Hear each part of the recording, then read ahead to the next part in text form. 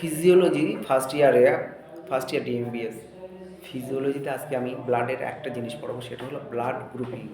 এখন এই যে ব্লাড গ্রুপিং বিভিন্নভাবে করা যাচ্ছে। আমরা যে গ্রুপিংটা করি সেটা হলো এবিও সিস্টেমের গ্রুপিং, কেমন? এছাড়াও আছে এমএন সিস্টেম আছে, আরএস সিস্টেম আছে, কেমন?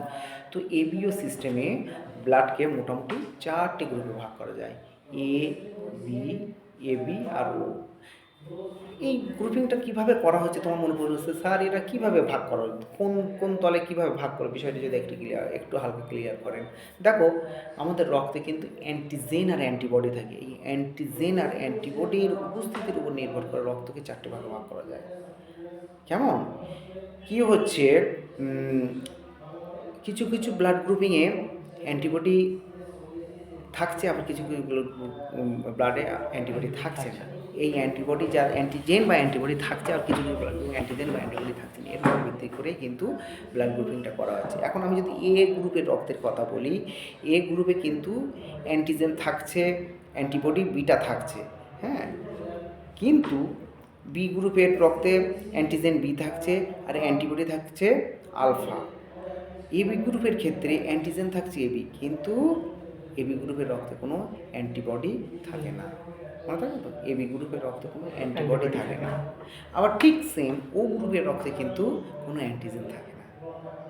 মনে থাকবে তো, এবি গ্রুপের রক্তে অ্যান্টিবডি থাকে না আর ও গ্রুপের রক্তে অ্যান্টিজেন থাকে না।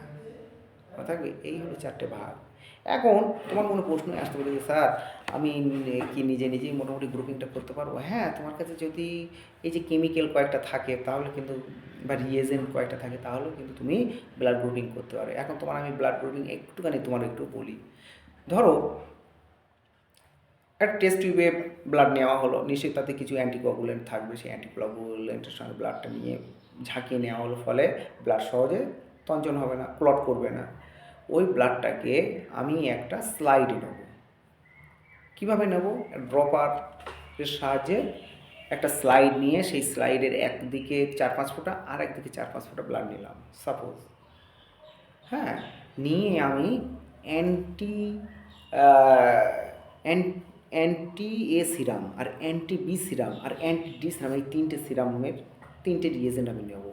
এখন অ্যান্টি ডি সিরামটা আমার এক্ষুনি দরকার নেই, অ্যান্টি এ সিরাম একদিকে দেবো, ওই যে স্লাইডে ব্লাড নিয়েছিলাম তাতে কয়েকটা অ্যান্টি এ সিরাম দেবো, আর ঠিক অপর দিকে অ্যান্টি বি সিরাম দেবো। যদি দেখা যায় যে ওই যে ব্লাডগুলো নিয়েছিলাম সেম একই রকমের আছে, তাহলে কিন্তু ওটা ও গ্রুপের রক্ত।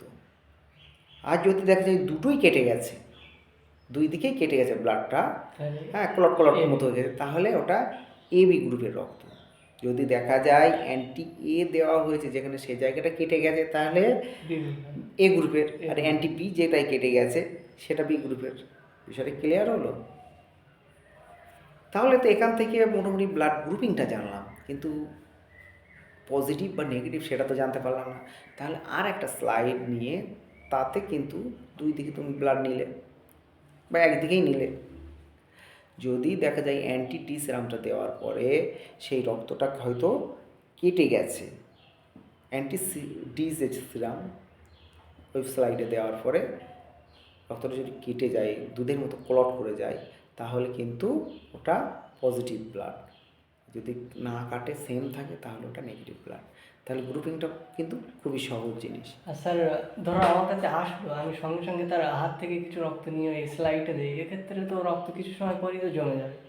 হ্যাঁ, এবার সঙ্গে সঙ্গে যদি এই জিনিসটা করা যায় তাহলে কিন্তু আর খুব একটা অসুবিধা হওয়ার কথা না, কেমন? তাহলে ব্লাড গ্রুপিংটা তুমি একটু জেনে নিলে, হ্যাঁ।